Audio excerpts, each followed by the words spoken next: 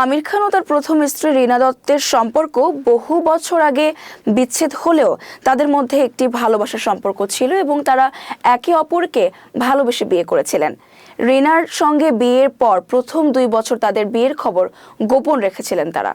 আমির যখন রীনাকে বিয়ে করেন তখন তিনি সুপারস্টার হননি, তার বয়সটা ছিল মাত্র 21 বছর।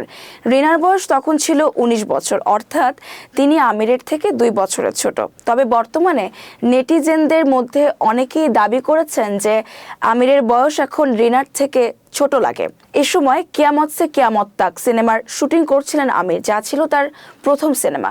সেই সময় সিনেমার দর্শকদের কাছে যদি তার বিয়ে ও ব্যক্তিগত জীবন প্রকাশ পেয়ে যায় তাহলে তাদের রসায়ন নিয়ে আলোচনা হতে পারে, এমন ভয়ে বিয়ের খবরটি তিনি গোপন রেখেছিলেন।